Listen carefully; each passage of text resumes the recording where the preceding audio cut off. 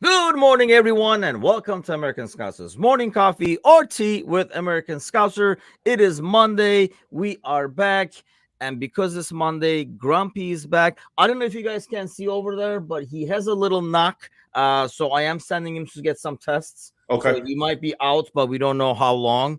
Yeah, Oh, but he should be able to come back before the end of the season thank is God. over, I hoping. was Yeah. I was petrified then. What a way to start the week. I know. It's been horrible. It's been Yeah. horrible. One bad news after another. And then to add on to it, Grumpy might be out for some extended time. But that's why we have Def. I have a closet full of mugs that I can bring out when he's out to do the job, if you will. Mateusz, the Polish prince, is he's not in Poland, but he's in Spain, wandering around. He's actually in Barcelona right now, probably scouting for us, Nice. I would think.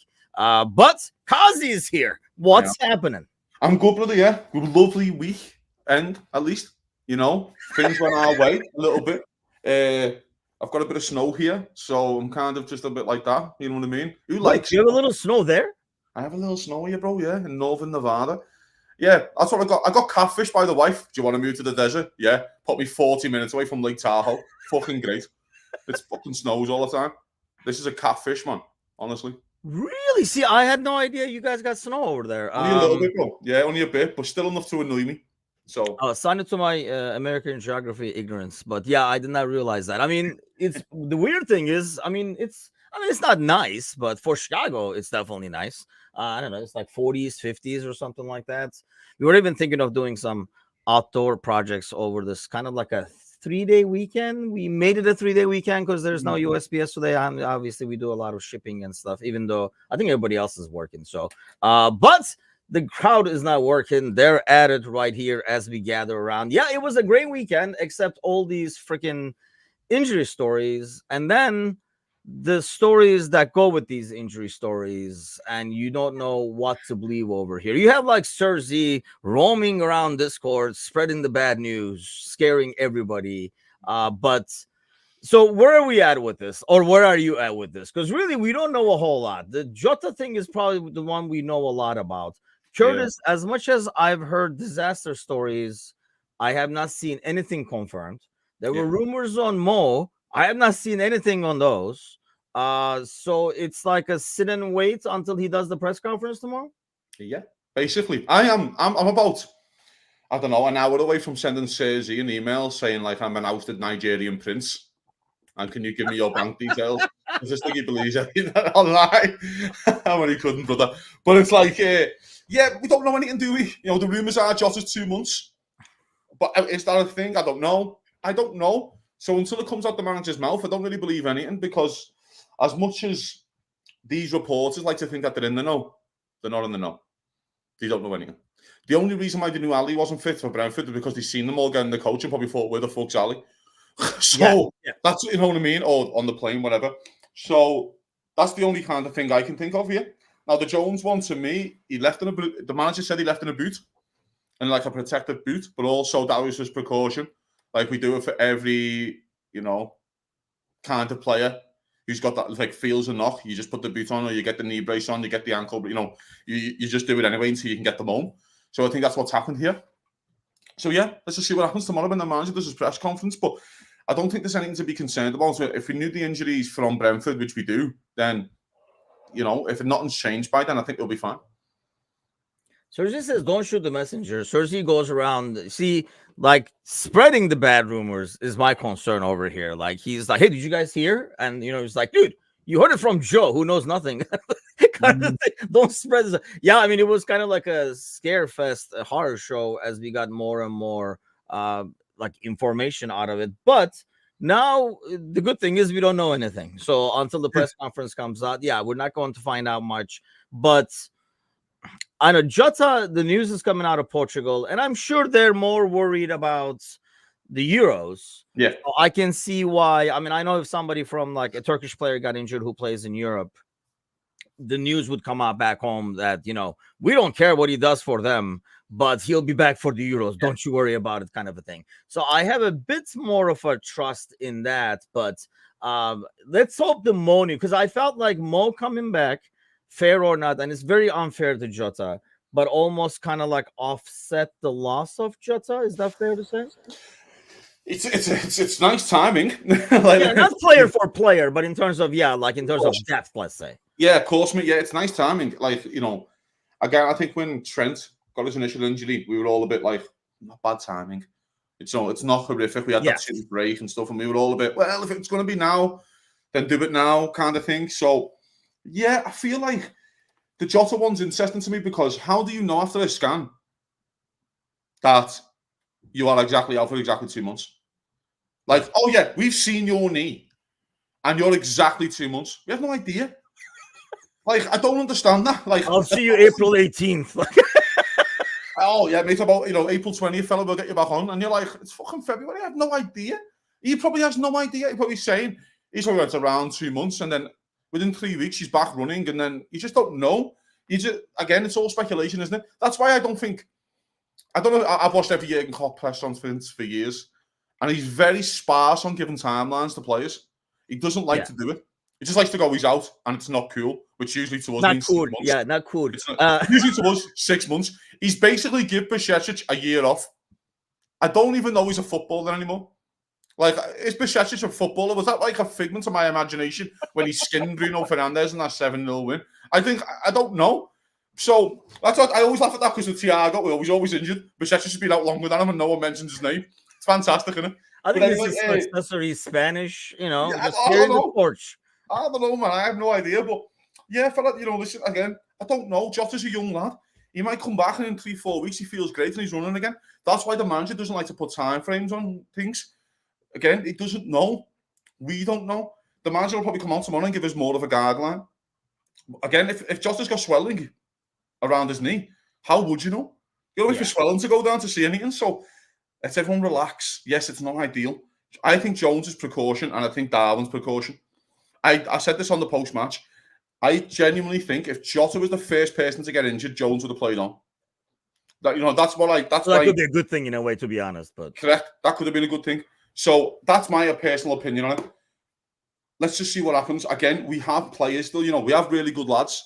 It's not like when we win the league and we won the Champions League and we only had like 14 good players. Right now, we have like fucking 21 good players. When everyone's fully fit, I know that's going to be a long stretch these days. Our bench depth, the players that we're leaving off our bench is a joke. It's an absolute joke. The players we will not be able to get on our bench. That's how deep we are right now. So let's just relax. I'm still in a great mood from the weekend. We have Luton coming up. I have a cup final this weekend. I think it's a great time to be a Red Team. I really do. Yeah, it is actually. I like. So just as they look at his injuries typically, and I think that's the thing. They look on average, it takes 3 months or 2 months. But I think that's why Klopp is always shying away from giving an exact date because it really depends on the human that the muscle is attached to, if you will. Because some people heal faster, some people don't. And then we've had so many times where maybe he's just been burned so many times where he will be like, he'll be back early January. And then January comes, he's nowhere to be found. And I think he just doesn't want to answer questions. So if he punts it away indefinitely, it's never coming back. If he says now, end of February, come 25th, 26th, everybody's going to be starting to ask him the questions again. So he's more like, I know he did that with Thiago and Bajcetic when he was, I'll let you guys know when they're back kind of a thing. And then he told us Thiago was back, and then we know how that panned out. Steve says, Sir Z had me pressed yesterday with those injury reports. And I think that this all makes sense, by the way, because he depressed the heck out of everybody, put everybody in a bad mood. And then this morning when we were actually talking about some new content we're going to be doing for Patreon, one of the ideas that Sir Z himself came up with was something regarding like mental health and stuff like that, and sports and stuff like that. So maybe he knows the damage he did.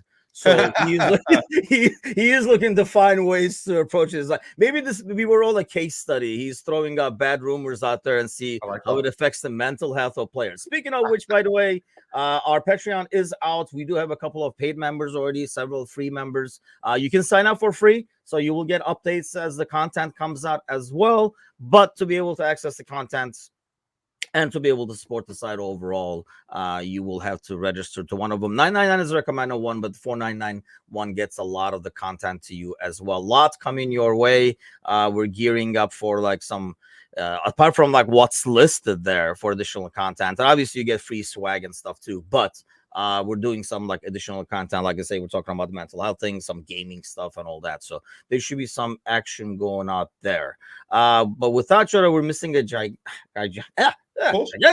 fucking weapon from the bench. And I think that's the difference between probably Mo and Jota, right? I mean, obviously you saw the impact Mo has in a game instantly, but with Jota, now we will be down to Gakpo coming off the bench most likely, and it's not the same impact that you would get. I don't know, if you see Gakpo warming up, you know the game is going to change in one shape or another, right?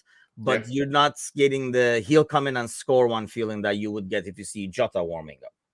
Yeah, fair. But I've just checked in, and I just want to get that confirmed. Jota's got 13 all comps this season, and Gakpo's got 10, and barely played. Yeah.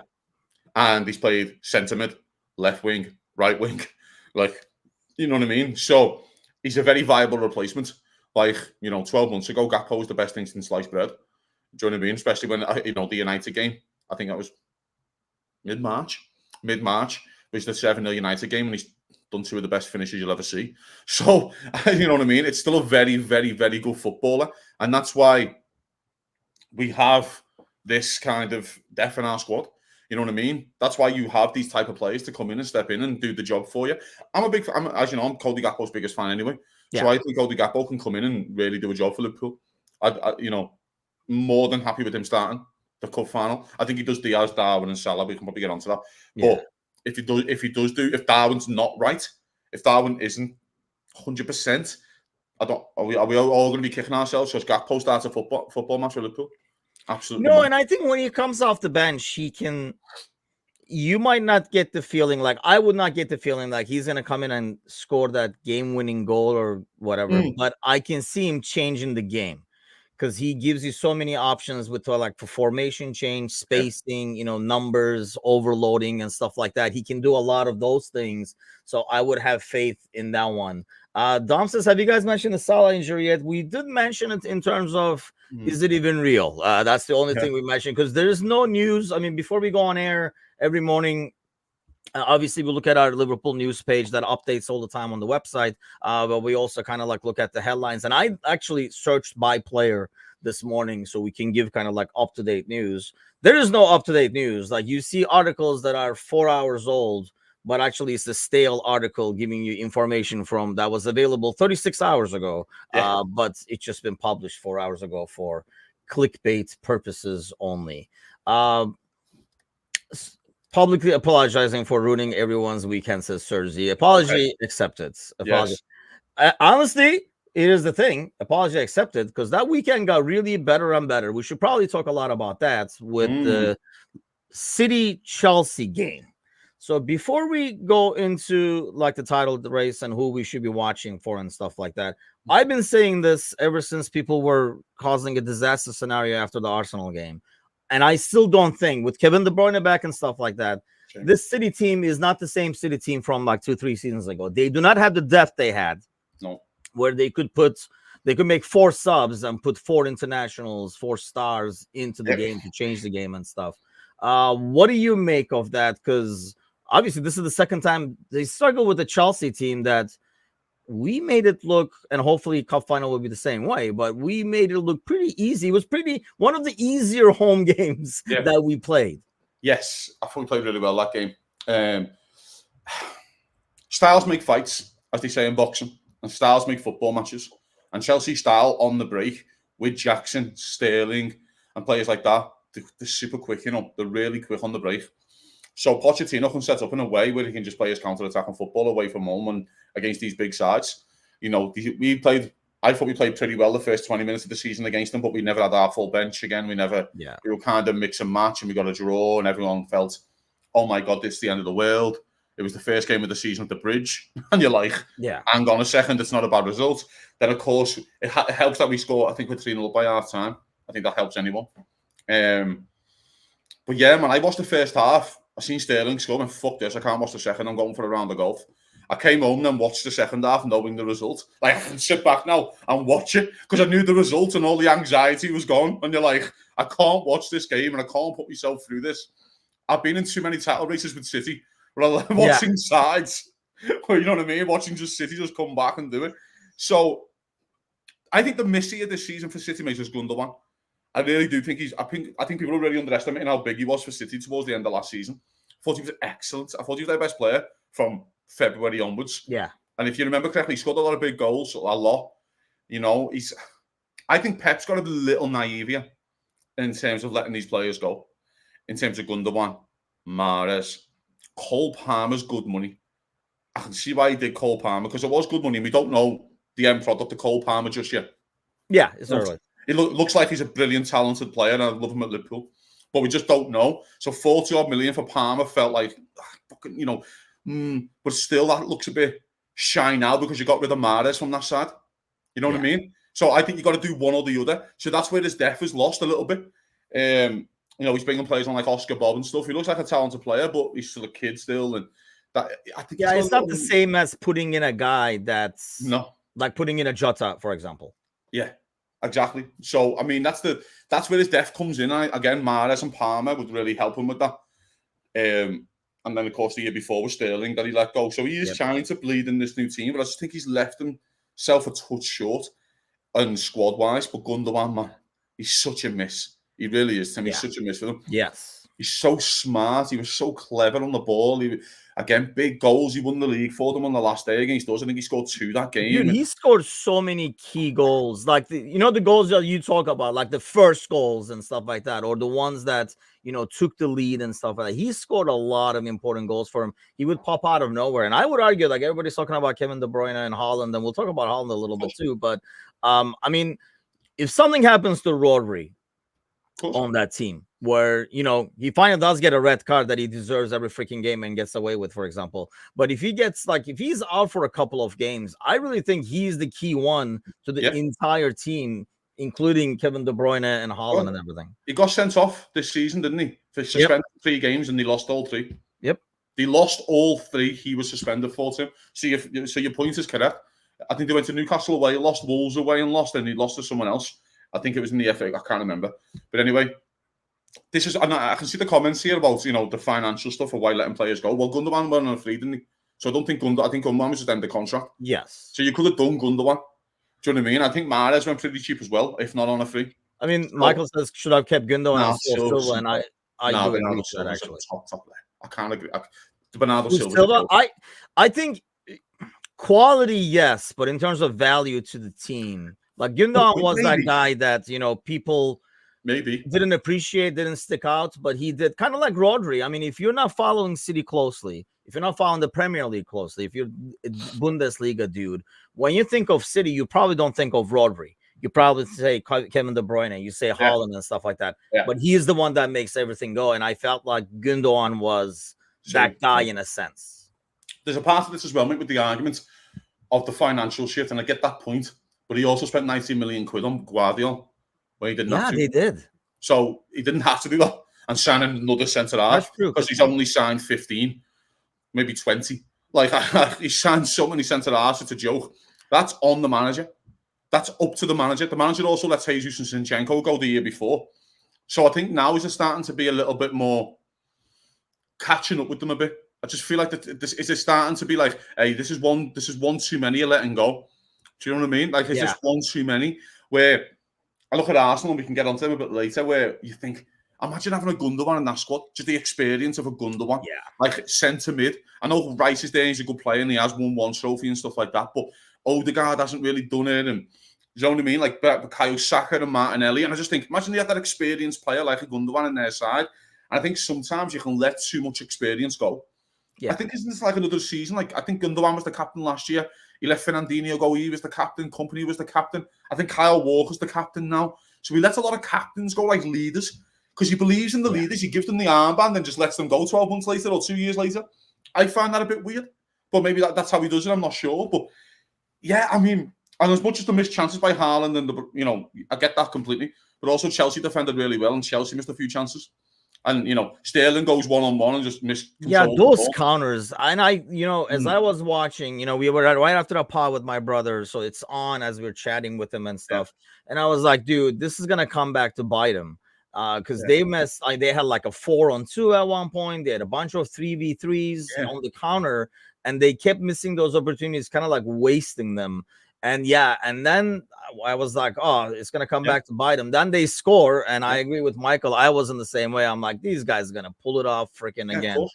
especially when they didn't float it. So it's good that you watched it Mm, afterwards, because I was watching it live and it was just like, oh my god, anxiety, just man. blow the goddamn whistle. But now Yeah, that of we say that, I mean, like I say, I do not think, hey, they're still like an excellent team, right? course. And Holland is human too, I guess. Kind of like, I think he gets into more situations, so his conversion rate is better as well. But I think missed chances. I think Bickler shared the stats. I think it was on our Discord channel that is worse than Nunez, probably because he does get more opportunities in there with like De Bruyne feeding him and stuff. But do we now look at the title race? Let me ask you this. Do you go with the team that we just talked about that seems to be not the same as it was? And then you Hmm. have this other younger team that was almost out of the picture. Obviously, with the win against us, they kind of come back into the picture. Hmm. Which one, if I gave you hundreds, give me a percentage of which one you're worried about more in the title race? Oh, City all Arsenal day. or City? City all day. City all day. 80-20, Oh, 70-30. 90-10, What are we at? 95-5. No way, really? I'll tell you why. Do you think City will finish lower than second? You genuinely think City can finish third? I don't know, man. Like if Do you? you go by, Do if you we think? beat them, Yeah, but City. Do you think City will finish third? Because yeah, my that's a answer is good way of no. looking at it. I guess that's a fair way of looking at it. I don't know. Like I say, I'm not that certain. I'm almost like a 60-40 because of City's experience and Arsenal. Where is the game they play against City? Not that City has a huge game. March. City's March is embarrassing. If you pull up the fixture, Is City's it in March Manchester or is it? at the Etihad. At It the is at Etihad. the Etihad. Okay. Yeah. So like my thing for City is that, of course, they've been there before, and City is the only team apart from Liverpool who can go and probably win the next 13 games and win the league, because that's what they can do, because they're that good as a football team. Yes, we can judge it on this one game where they've missed chances and stuff like that, and they'll feel unlucky. Of course they will. But what it's allowed Liverpool as a buffer. It's allowed actually Liverpool. If we go all the way up to the City game early March, if you pull up their fixtures, Tim, we'll discuss them in a second. I think it's really interesting. If we go to the City game, winning every game, it's allowed Liverpool to draw with City at Anfield. That's what that game's allowed us to do. It's allowed the manager on the 80 minutes to go, I'm happy with the 1-1 here. Do you know what I mean? It's Yeah. allowed them because the buffer's there and go to City. You've got to beat us. You have to come out and beat us at Anfield as long as we keep it up. So it's allowed Liverpool that buffer. I know fans won't like to hear that, but that's how the manager will think. And that's how the manager should think. Do you know what I mean? Yeah. So as much as, and my argument with Arsenal is that the one centre-half injury by like they were last year to Saliba from falling apart, absolutely falling apart. They injured. Is Saliba injured? I think it was at the West Ham game when they drew 2-2. I think. And I think they won like 4 games toward the end of the season. And I feel like that's it. You know what I mean, mate? I really do. And City. I mean, Who has a better bench? Let me ask you that, because Ryan is saying I do not agree that they have a better bench than City. No, I mean I get this. The Armour the stronger squad. Okay, so they might have a little more depth in what area would you say? Because they haven't got it at centre half. Have they got it up front? I think Alvarez will start for Arsenal every day. I think Haaland, of course, that's a no-brainer. I think he starts at Arsenal. So I think is Doku and Martinelli is probably a coin toss in terms of talent. You know what I mean? I don't think they have. I don't think many Arsenal players start for City. I think probably 3 or 4, if you're being kind. And before everyone says Declan Rice, he doesn't get in over Rodri. So let's just relax a second. Do you know what I mean? So I don't think, if you're being kind, 3 or 4, if you're really being kind to them. So as much as Arsenal are a good side, they're nowhere near City. You know what I mean? Oh yeah, Saliba and Gabriel are really good centre. I don't know who's I guess you could say this for us and stuff as well, but there's a huge drop once you go after him. So if there's like a suspension and stuff like that. But let me give you the Arsenal schedule. Go on. For the next, well, let's go till end of March, right? End of March is fair. Because they had like some easy games over here. I mean, to their credit, they made it look easy too. Like Forest away and West Ham away. Those are good away wins. They play Champions League, they go to Portugal, Porto, Arsenal versus Newcastle at home. And then they go away to Sheffield, which does not sound like a challenge as it goes. Brentford home, then Porto home, then Chelsea home, City away. That's the ones, isn't it? Yeah, Brentford's interesting because Brentford, I think that's the R5 kickoff. So I think Brentford's like the late kickoff there. So Brentford could upset the apple cart kind of thing, like Chelsea did when no one really gave Chelsea a chance. And I was actually the one on the post match saying, you don't know what Chelsea's going to show up, and it was the one that actually played quite well. So a bit like the Brentford thing. For example, I think Brentford play City tomorrow. And you're like, City just played at R5 on a Saturday, and now they're playing again tomorrow, I think. I'm sure. Yeah. Yeah. So it's like, I know City are at home and I get it. But it's not a big turnaround, Tim. It's fucking not a big I think turnaround. it's better for Brentford to be away because I feel like they're suited better to play on the counter, like with Tony and stuff. But the way they play, that will suit them. I don't think it will make a big difference. Yeah, man, exactly. So I felt like the Liverpool-Brentford game. Brentford feel like because they're at home, they might have to get on the ball a little bit more and kind of like win the game. And also Brentford should feel like that because Liverpool haven't won there in 3 attempts. Yeah. Since we went back there and won this weekend. So they might think, fucking hell, we got these lads' number. We can go at these, do you know what I mean, and have a go. And then, Liverpool win the game, of course. And I almost think that helped. Most definitely. I saw a Brentford team playing similar to, I mean, we talked about this in the panel show, on like the Premier League panel show as well with like Fulham. I feel like sometimes they play a bit too naive. Might be fun and exciting to watch and might be better to watch as a fan, but it's not very result oriented, like Sean Douche would play, for example. Like ugly, but it's more result oriented. You know what I mean? Like knowing your, I don't want to say like knowing your place, that comes across like douchey, but like, knowing your capabilities and your strengths, like sitting back and countering, because that's what they're going to do against City, for example, tomorrow. And I think that suits them better. Yes. And I feel like Mbeumo's a big loss, isn't he? In that type of situation, because you want your pace on the break. That's how Chelsea got their goal with Sterling, Palmer, Jackson, and stuff. They're really quick, direct footballers. And Mbeumo's a big loss. Wissa's back, and I hope he starts Wissa. Yeah, do you know what I mean? So I hope he starts because he's super quick. He always gives Liverpool nightmares as well every time we play. He came on and played really well. I was not happy seeing him come in, to be honest. It was a bit too late by them, but I think if I remember correctly, Brentford did the double over City last year. I think. Yes, I think so. I think so. Anyway, so I might have to check that, but I'm sure they do. But I'll just check there, mate. Right, and so Arsenal's last 8 games, they've got 4 away games. I'm just going to throw them at you, Tim. Brighton away, Wolves away, Spurs away, and United away.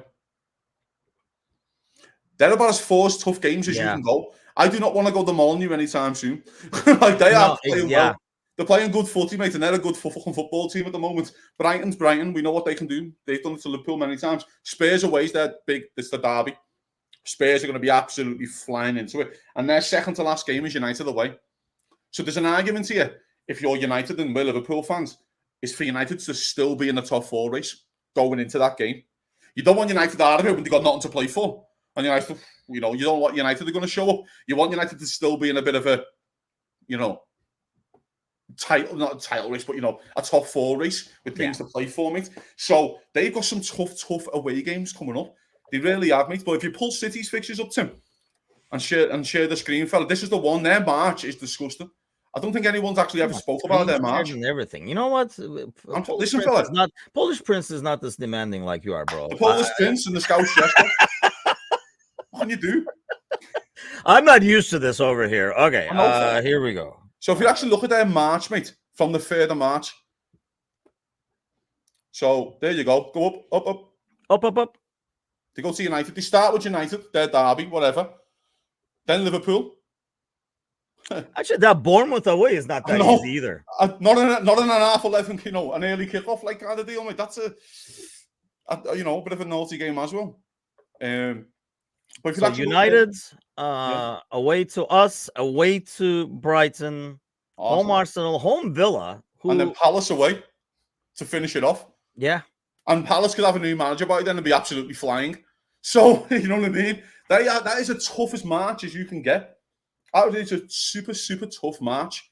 You know what I mean? So, I don't think it's going to be as clear cut. Tim, we spoke about this in previous podcasts, and I've been watching them where we're like, this is not the same City side. No. They will drop points. Liverpool are going to drop points, guys. I'm sorry to tell you. Liverpool will probably drop points to teams that we shouldn't drop points to. And our heads are going to fall off. But City will drop points. But you're saying Arsenal is more likely to drop points than City still? Yeah, all day. Arsenal got a weird one in them. Arsenal have a weird game, honestly. They'll have a one where you go, like they're playing Newcastle on the weekend. I think it's the late kickoff. I know Newcastle are not no big shakes, but then Newcastle can do the same thing, play on the counter attack with like an Isaac or a Tony, not Tony, Isaac and Gordon and stuff, and just play on the counter and might destroy them that way. Do you know what I mean? Because Arsenal have to come out and try and win the game, and Newcastle are still, even with the injuries, a good side. So I think it's going to be interesting, mate. I really do. All Liverpool can do is win their game. I'm a big fan of Liverpool having this weekend off. I'm a big fan of it. I really am a big fan of it. And because we can't really, the reason why I'm a fan of it, right? Of course, winning a trophy is fantastic. But I also think it'd be nice for Liverpool just to sit back and watch them and go, let's win the trophy, of course. I'm not arguing that. But you can sit back and go, let's evaluate here. That's why I think that Newcastle game for Arsenal is massive, because they've got a chance to go top of the league. If they beat If they beat Arsenal, if Arsenal beat Newcastle, go top of the league. So let's see what the pressure's like then. You should beat Newcastle. Let me ask you this. How does it affect it, you think? Obviously, if you win the weekend and win a trophy, it's a good start. We talked about like the importance of this new Liverpool squad, and now we added, at the time when we were talking about it, we didn't even put the Klopp's last season into the conversation. It was more about this 2.0 starting to win and getting used to winning, lifting trophies and stuff like that. The flip side, how do you think, or if at all, would it affect, if we lose this game, how it affects the rest of the season in terms of like the league title chase? I don't think it affects us in that way, because I still think they'll have to be galvanised to win the league. You know what I mean? I really do. And it's Klopp's last season. Do they get into a thing where, damn it, we're going for the quad again, and then they're dropping one by one? Because most of the squad did that quad chase, and then ended up with the two. You would argue two of the lesser important ones, right? If you could swap for the other two, I'd swap for the other two. Yeah, exactly. Yeah. So, like, does it affect those guys who've been there before, saying, "Here we go again, chasing the quad," but starting to drop them? Maybe if it might affect them. I'd like to see these lads win trophies for Liverpool who haven't done it, like a Diaz and a Gakpo and stuff. I know Diaz was kind of part of the other one, but you know what I mean? Hasn't really. I can remember Curtis Jones of saying, like, I don't really count the other league titles winners medal because I didn't start games. And I like that in a player where he told, I don't really count it. I've got one, but I don't count it. So I do think there's something to that. Does it affect them? I don't know really, mate. But I think our mentality in this side is really strong and really good. I think it depends how you play in the game. I always think that as well. If you go out to play well, and they just smack you on the counter. Like if I was Guardiola after the Chelsea game, I'd just sit there and go, should have won the game 5-1. Don't worry about it. It happens. Footy. Do you know what I mean? That would be my reaction to the players. Haaland will score a hat-trick on another day, and we all have a great time. Do you know what I mean? So that's where reaction comes in, and that's where, again, the mentality thing comes in. But I still think that Liverpool will be absolutely fine in that sense. But that's when normally experience would come into play, right? You have more faith in City reacting to that positively than maybe Arsenal. Like, we saw what happened when they started losing points. Instantly, everything went downhill. Arteta out and stuff like that. Nobody's going to say Pep out if they draw 2 games back to back or anything. No. But where do you put Liverpool in that? Because while you have the experience, we always talk about this 2.0 too, and a lot of like new faces in there. Even though, your new faces like McAllister and Szoboszlai are experienced players, not in the experience in a Liverpool jersey, but dude has won a World Cup. The other one has been around forever in relegation battles and stuff like that in Germany. So how does it affect this team in terms of a bounce back, I guess? I think it helps with the other players who've been through before, of the mentality wise. You know what I mean? In terms of helping them out if they, if they're starting to feel a bit down in the dumps. But I don't feel like it is like that for this team.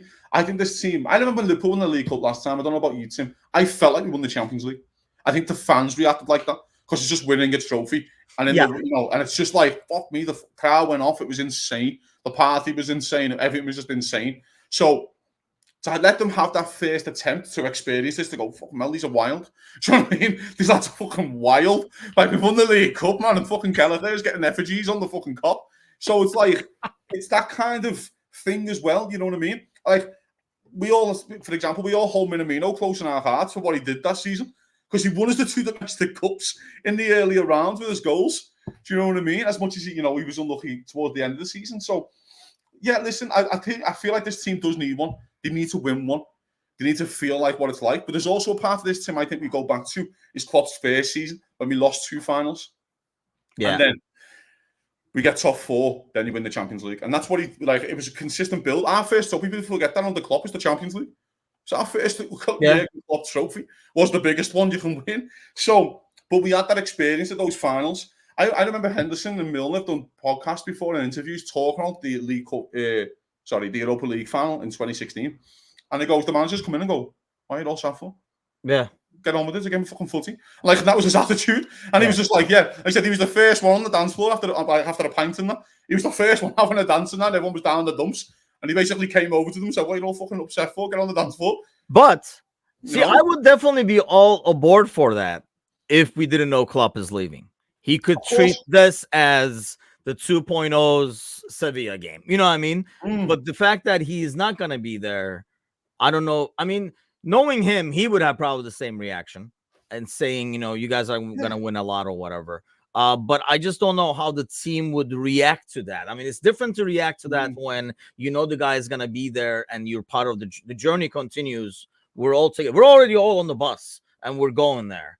Whereas, if the guy is like getting off at the stop and he's like, you guys got to win a lot as he's like leaving on the bus stop, it's not the same impact. No, fair. That's completely fair. I mean, we don't know, do we? We just don't know how they would react. I think they would react in a positive way. I really do. But you want to put a performance in. I think the last 2 games against Chelsea, I think someone worked it out, by the way. Someone sent me a stat the other day that out of all the cup finals Liverpool have played, in 80% of them, we played Chelsea or Real Madrid. That's fucking insane, isn't it? Because we played Chelsea in the Super Cup, the 2 domestic cups, another cup final. Yeah, no shit. I didn't even think of that. Yeah, we played them freaking everywhere. We played Super Cup, League Cup, FA Cup, another League Cup.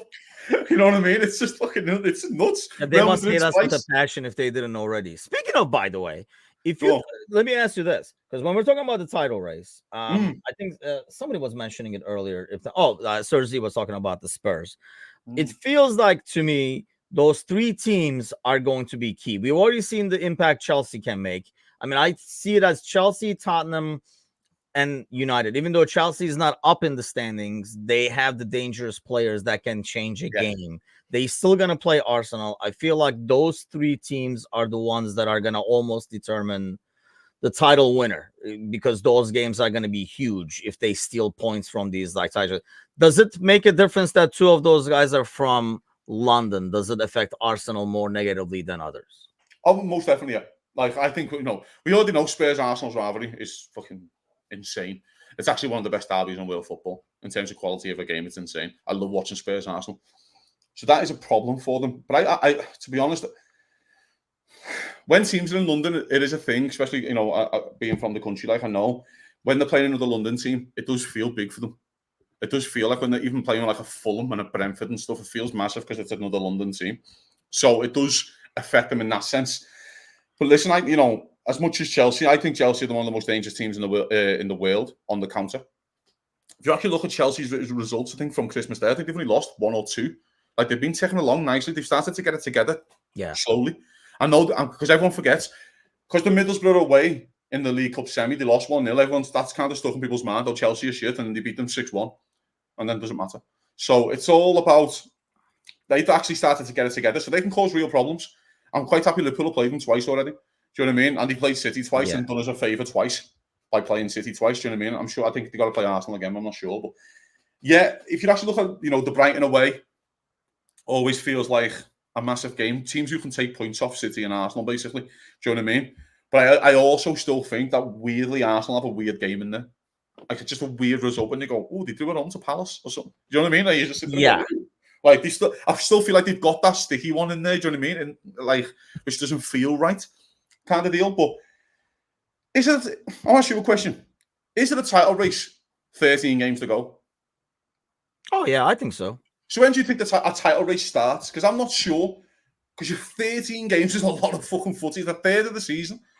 I think it depends on the season. I mean, the way normally, right, you would probably look right about now Okay, and so decide who is around going to March. be in the race, right? Okay. But I think because the league has changed with us and City, Yeah. it's almost like starts early. Like Yeah. every Good point point. loss looked like when it takes like a freaking 100 points to win the league. Good point. Every loss felt like you're out of the title race already back in freaking like October and stuff. Yeah. I think we're a bit more back to normalcy in some ways, right? This Like season. where Yeah. we had to wait to see.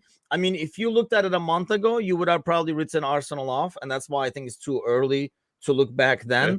I think February is a good time when you can kind of look now. You kind of know fixtures. You know who's in Europe, who's going to do what. So you can kind of tell who's going to be in this race.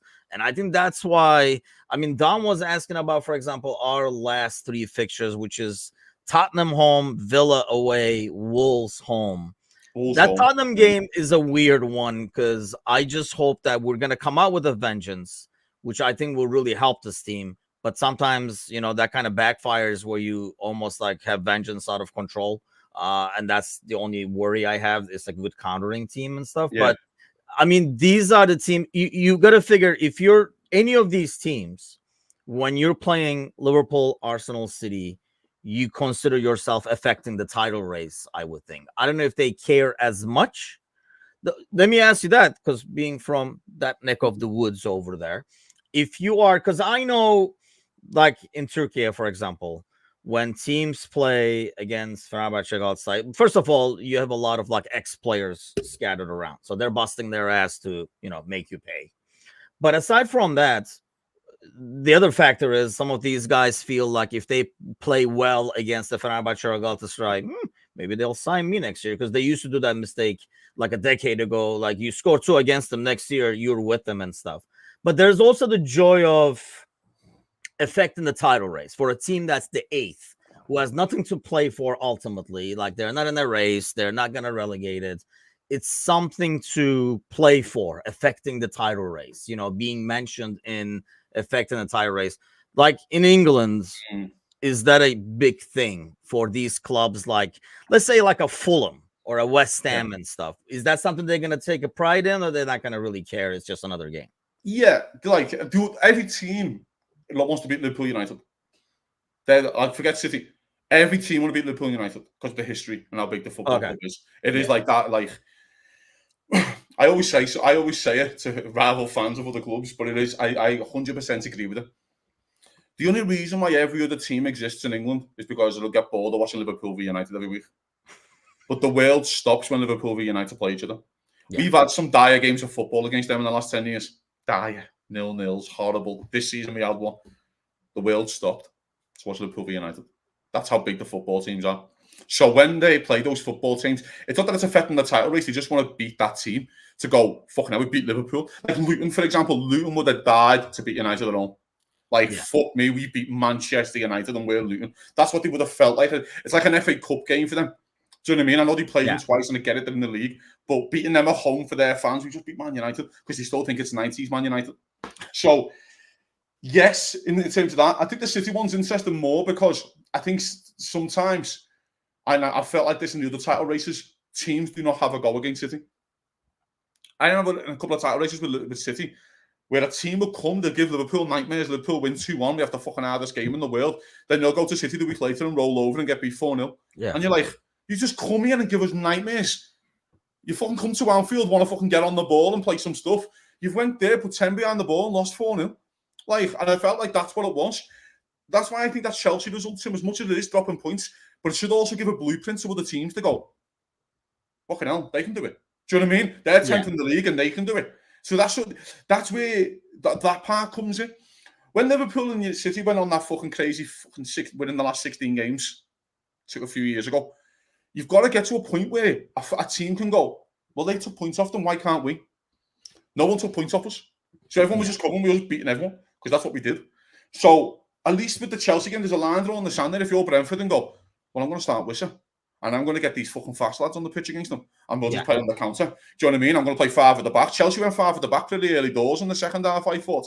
Do you know what I mean? And I think Chelsea protected a lot more than we thought. So they went, well, we'll just do exactly the same kind of thing. So at least there's a blueprint somewhere, mate, you know what I mean? But that's what it feels like, I think, if you're one of these sides. You know, I look at Brentford now, mate. I just checked, they're in the league. Brentford are only 6 points off the relegation zone. Yeah, they are. Brentford really need fucking a point or two themselves, do you know what I mean, to feel, safe. As much as Ivan Toney's back and he's scoring goals and everything's great, you've got to turn that into wins. I think, yeah, that's the only thing they have. You look at the other teams, they're like, hey, we got Tony. I mean, like he'll get us some points. I think he scored 5 and 6. I think that's his record since he's come back. So there's but they need a point. They can't go to City and just roll and get rolled and go, you know what, we'll take 2-0. They can't do that. They have to go and try and get a point because every game matters right now. So it's interesting, mate. I find it super interesting at the moment. Yeah, I mean, I think that's the interesting part. Normally, these games that on paper look easier turn out to be the trickier ones, and that's where like the title race is decided. It feels like this year there's the top of the league is a bit more challenging, and there are some teams like, I mean, Chelsea, where are they even at in this like ranking? I mean, they're 10th, but you rarely have a 10th in the league that has so many players that can change a game and really impact a game. You look at, Brentford, you're talking about Tony and done. Right? Like in terms of players that can hurt you and impact you, obviously anybody can score. But before you go into a matchup, you're like, hey, worried about this guy. Like, a couple of years ago when you played against Palace, you were like, just stop Zaha and then we'll be fine. I mean, there's like, whereas you go to Chelsea, there's so many actually quality players that can put together that can hurt you. I feel like the same way about like even like Newcastle. This is where I think this is where the strength in the league comes in, is what I think what you're getting at, is because he's left, guys. He's left me. Has he officially quit Palace, Sergi? That's interesting. I do not like this mouse. See what he does to me. Keep pressing the wrong damn thing. Okay, go ahead. In terms of depth in the league, I know the Roy Hodgson thing there, supposedly he's quit, which is massive as well because Palace are going to get a new thing. But you actually look at Palace is 16th in the league, Tim, and they have Elise and Eze, who are unbelievable footballers, who I would love at Liverpool if they go down, one of them at least, especially Eze, because he can play a bit of centre mid for me as well. So when you look at Nottingham Forest, who are 15th, Awoniyi is such a player. He's such a striker, and he's just got back and he scored, and his turn for the goal is unbelievable, and you know what I mean? So you actually look at the actual bottom, there you go, that bottom 7 kind of deal. There's actually a player there where you're all looking, go Solanke at Bournemouth, good player. Yeah. Tony, Awoniyi, Elise, and but stuff they like all that. Have one. You know what I mean? They all have one. They all have one that you take at Liverpool. I think Wolves are 11th, and if Salah leaves this summer, I would take Neto, and Wolves are 11th. Do you know what I mean? And they're 11th, and we would all sit there and agree and go, Neto's got to be in the top 3 that you take because he's unbelievable to play on that Salah side if Salah left. And that's where the depth comes in. They all have one who can give you nightmares. You can just show up on a day and go, fuck me, he was good today, winning. Yeah. And he can just beat you. As much as City and Liverpool are good, Liverpool could, for example, I know we play Forest in a few weeks. Liverpool could go to Forest, lose 1-0, not play well, but a 1-year score. And you go, he was good today, that a 1-year, didn't he? Give Van Dijk nightmares. Because he's that good. Do you get what I mean? Like, he's that level. 10 years ago, Bolton were fucking 10th in the league and had Kevin Davis. Really? Do you know what I mean? Like, that's the kind of difference I'm talking about in terms of quality throughout the league.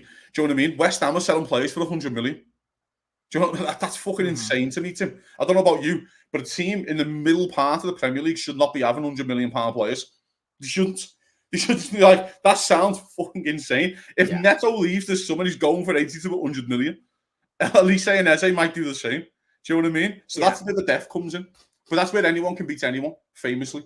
That's where anyone can beat anyone. Yeah, I mean, I think that's why, that's what makes the league good. And I think in any league, you have every team has 1 or 2 guys they lean on. And what makes a good team is you have several guys that you can kind of lean on and make the title race. And you have depth. So when that guy is out, or when that guy has an off day, that team is usually shot on the bottom of the league. Fair. Whereas you have that guy might pop up, that guy might pop up. And look at our front 3, look at the midfield and stuff like that. But so let's look ahead slightly, which while impossible because we don't know the status, but I think we know at least those guys won't be involved, the ones that were questioned, except perhaps Mo, because I have not seen anything else about him that's like hints that there's an injury. But what do you expect to see as a lineup? Yeah, mate, this is big, because I think he has to do Salah, but I don't think he'd want to against Luton. But I think he has to. But I also think there's a part of this where I think the record for Mo Salah off the bench when he's come off the bench for Liverpool is insane. Like, he just comes on and gets pissed off and goes, right, I'm going to fucking beat you now. I remember in a couple of years ago when we played Rangers in the Champions League and he brought him on for 20 minutes and he scored 3. And you're like, oh, he's just really annoyed him. Like, he done it on the weekend, he's come on and got an assist and scored and should have had 2 assists. And you're like, he's been on 45 minutes, bro. You just relax. Like, but so I don't think... I think he does Salah, of course, because of the Jota thing. Do you do Gakpo? If I was you, I'm going to give it to you, actually. Do you think he does Salah versus Luton, or says you take the rest now and then start him at the final for Salah? What would you do? With Mo, I have faith in Mo in terms of, and the way we use them in conserving energy to be able to play both. That's interesting. So you do Salah. Are you doing Darwin then? Because Darwin had a knock. Would you do Cody this game? I probably start with Cody. That's why, I think because of that, and you don't have anybody else, I am probably starting Cody instead of Nunez, assuming Nunez is not going to be able to go. Or if you have to kind of save somebody, you can throw Mo out there with his experience and his style. You can say, hey, do your thing, create. You don't have to track back. You're the guy who's not going to track back. You're going to be the one on the counter and stuff because you're going to play as well. Like obviously you're going to play the final as well. I think you start with Cody. And if Nunez can give you 20, 30 minutes, you put him on the bench if you need to chase the game. I mean, having just watched Luton, and it's different. They play different at home, right? They're a different team at home. That's, I don't know, the field feels narrower. It's a lot more compact, but they can be dangerous. But at the same time, you look at yesterday, if you take an early lead, you can really go to town on the counter. I thought United could not take advantage of so many opportunities yesterday on the counter. Yes. So many misplaced passes, so many like people not being able to finish, almost trying. Garnacho tries to have the goal of the week every week. So he misses some like easy stuff due to it. So I feel like if we get an early goal, then you don't have to risk a whole lot. You can take this game early and then take Mo out and stuff like that if you get an early goal. I agree with you. I think a little bit, but I wish we played this game 6 weeks ago before I found out they scored 4 in Newcastle. And then I'll be like, do you know what I mean? It's like, oh, they can't score anyway, and now they can't stop scoring goals, and they're scoring every fucking single game, which I don't like. But there's another part of this which no one's really considering with this Luton game. They're not used to playing twice in a week, in 4 days, 5 days. They're not used to it. They play once a week. That's true. Now we threw a little midweek at them away at Anfield. It's like, fuck me. Do we fancy this? Do you know what I mean? I know you want to win at Anfield, and I completely understand your argument. But there's a part of this where they have Villa at home at R5 at Kenilworth Road. If you get them under the lights, Villa at home. Villa's a bit ropey right now. They're not really, they've lost a few players. They've lost Kamara, I think, again on the weekend. So is that the bigger game for Luton? Which I would say it is because it's the home game. So that seems like to me, you know what I mean? So there could be a part where Rob Edwards goes, I'm going to make 3 or 4 changes. Do you know what I mean? I'm going to just do 3 or 4 and just say I can't do the Saturday night, Wednesday, Saturday night. Do you know what I mean? So it's going to be interesting how Luton set up. But I think he does Salah. I think he does Cody. I think he does Diaz. Midfield's super interesting because I think he does Mac in the 6. I know you're not going to like it. Okay. I think he does Mac in the 6, and I think he might do Elliott and Gravenberch. And I think if you're going to get an Endo resting, I know because he has played in the Asia Cup, by the way, guys. So I think it could be down now. What are you feeling there? I was actually going to go with Endo, Maka, Gravenberch because the left-hand side is going to be what's needed, and that's why I was putting Gravenberch over Elliott. But I can see what you're doing because then you can take Maka and put Endo in the 60th, and you kind of get to rest both. See the game out. Yeah, and you can still see the game out if you 2-0 up. And then you're assuming you're going to have a lot of possession and attacking, so it's not a bad game. The only thing that worries me is if that's the case, man, I kind of worry about a very careless midfield like that can open the door for a counter when you have that midfield. No, that's fair as well. I think that's an argument to have for the manager because there's a part of this as well where Endo does pick up silly bookings, which is completely fair. Yeah.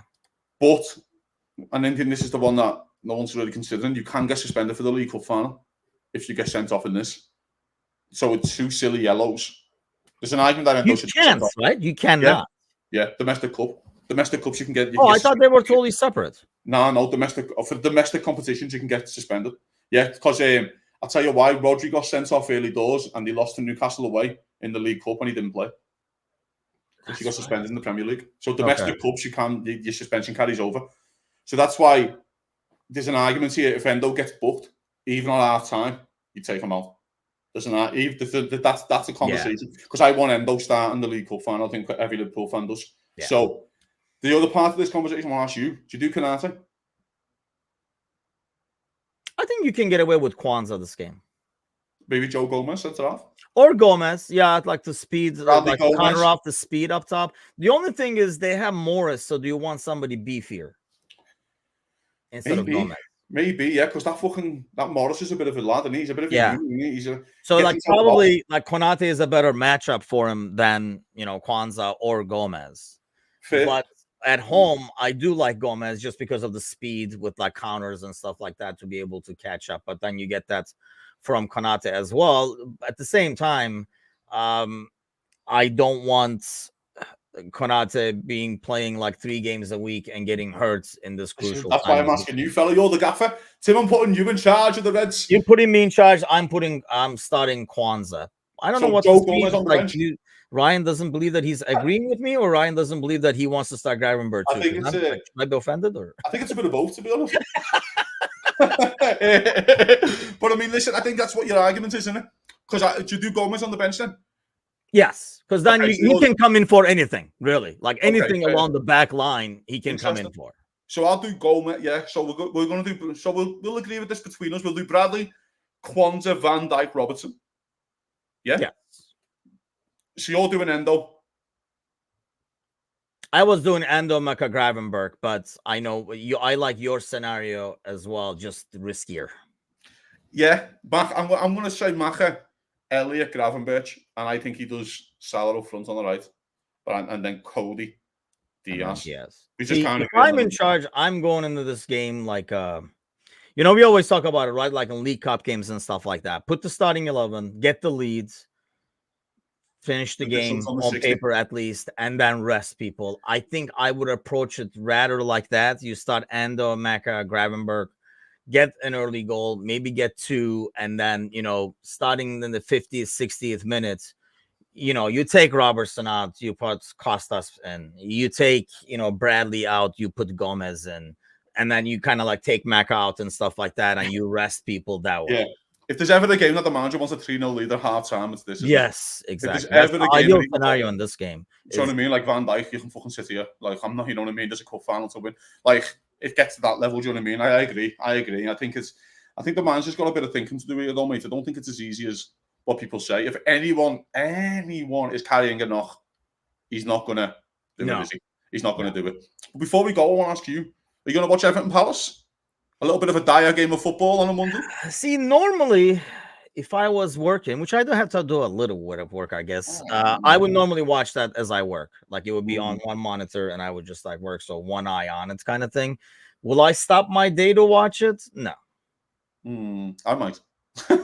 You will, because you're going to pull out that Palace jersey that you never wore, and then, I can see that. I'm sure it's not like a fucking Nathaniel Klein. Maybe I'll have to go on eBay, see if you can get it within the next 4 hours. And Nathaniel Klein. Go to Amazon. He'll be home before you go to kickoff. Probably. I know what I mean. Kind of freaky. Yeah, like literally when we were setting up this computer and stuff like that, we were like, of course, even though I'm like a cord hoarder, like I have drawers of cords, and they always make fun of me, and it always comes in handy. Like you were like, we need a USB. She's like, here's another one.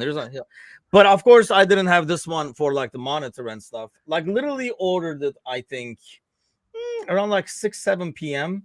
And the delivery time was like 4 a.m. to 8 a.m. or something crazy like that. I'm like, it's psychotic. So yeah, if you order your Klein jersey now, you should have it before kickoff. I like it. We'll get my Klein jersey in. I mean, listen, I think, it's just been happening there that Hodgson's left Palace as well. So it's going to be interesting to see if they let the shackles off. Oh, yeah. Game. It's going to be a mad game of footy, I think, fella, because you're telling it on me now to freaking sit and watch it. I mean, it's a dire game of footy, innit? Fuck me, it's dire. But if I can get another 90 minutes of watching Eze tear Everton apart, then I would love it. But yeah, I don't know. Injuries playing up. I think Elise's injured again, so it's all a bit weird. Let's say. But my God, how big is that for a game of football and a relegation battle? Like it's massive, isn't it? In terms of a relegation battle game of footy. Because well, let's go again over here. Yeah, because if Palace wins, they would have 7 points. So it would almost, I know it's way too early still, but you would probably say it's going to be Luton on Everton. And the way Luton Town plays, especially at home, and the way they can score goals, my money would be on Luton if it was between those. Also, I think Luton play Everton at home. And that's huge because they're good at home. In a few weeks because, and they've already beat them twice this season at Goodison Park. Beat them in the league and beat them in the cup at Goodison Park. So it's like, that is if you want to get a game, like that is a game of football, isn't it? You know what I mean? Yeah, I probably agree with Sergi. Probably 0-0 today. It'll be a dire game of footy, and you know what I mean? But I'll take a 0-0. I'm okay with 0-0. I'm okay with 0-0, I guess, too, because I'm not going to watch it. Again, agree with Tomuchin. I don't know who this Tomuchin guy is, but he sounds like a smart fella. He sounds like a smart fella. But on that note, we'll call it for the day. Thanks to all those joining us this morning. I don't know if you're off from work or if you're still like part of our morning routine over here, but thanks for joining us. Thanks for Reckless Coffee Roasters, our sponsor, as always, for sponsoring the morning shows. We will be back Wednesday morning. Actually, I'll be back tonight with the boys, Galley and Bickler. I'm sure we'll talk a lot more about the game from the weekend and all these injuries. Maybe we'll get some more news by then as well, some kind of an update so we can have a clearer picture. Otherwise, I think like we talked about, we're going to find out tomorrow morning when the press conference comes out in terms of who's what's and when they're going to be back and stuff. So it'll be easier to speculate. But have a great week, everybody, and we'll see you guys tonight. Take care.